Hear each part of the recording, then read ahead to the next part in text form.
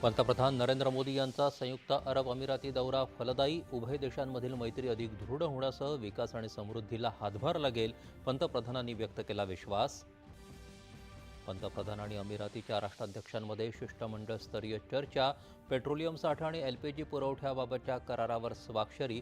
भारतात $5 अब्ज गुंतवणुकीची अमिरातीची घोषणा. होर्मुझची सामुद्रधुनी खुली राहण्यासाठी आंतरराष्ट्रीय कायद्यांचं पालन करण्याची आवश्यकता पंतप्रधानांकडून अधोरेखित. शांतता आणि स्थैर्य प्रस्थापित करण्यासाठी भारताच्या सहकार्याची ग्वाही. पश्चिम आशियातील शांततेसाठी भारत मोठी भूमिका बजावू शकतो. भारताच्या कोणत्याही विधायक भूमिकेचं इराण स्वागत करेल, इराणचे परराष्ट्र मंत्री अराघची यांनी केलं स्पष्ट. फलदायी आंतरराष्ट्रीय आणि बहुपक्षीय प्रणालीला प्रोत्साहन देण्याच्या वचनबद्धतेचा ब्रिक्स देशांनी केला पुनरुच्चार. संघर्ष टाळण्यासाठी राजनैतिक उपायांवर दिला भर. वैद्यकीय प्रवेशासाठीची नीट यूजी पुनर्परीक्षा येत्या 21 जूनला घेतली जाणार. राष्ट्रीय परीक्षा संस्थेची घोषणा. परीक्षेच्या वेळेत 15 मिनिटांची वाढ. परीक्षा माफी आणि पेपरफुटीमध्ये सहभागी असलेल्या कोणत्याही दोषी व्यक्तीची गय केली जाणार नाही. पुढच्या वर्षीपासून नीट सीबीटी पद्धतीनं होणार. केंद्रीय शिक्षण मंत्री.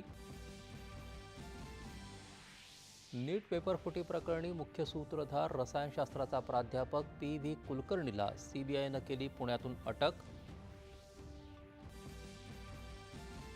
देशात इंधनाच्या दरात 3 रुपयांची वाढ. तर महाराष्ट्रात आजपासून विमान इंधनावरील मूल्यवर्धित कर 18 वरून 7% कमी करण्याची अधिसूचना जारी.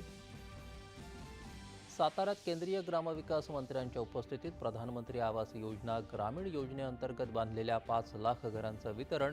या योजनेसाठी महाराष्ट्राला 9,000 कोटींची मदत.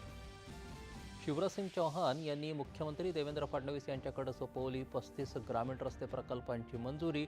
सुमारे 123 कोटी रुपयांच्या निधीतून 35 वस्त्यांची संपर्क व्यवस्था होणार बळकट. कांदा उत्पादक शेतकऱ्यांच्या हितासाठी आजपासून राज्यात नाफेडच्या माध्यमातून 12 रुपये 35 पैसे किलो दरानं कांदा खरेदी सुरू. केंद्रीय कृषी मंत्र्यांची घोषणा.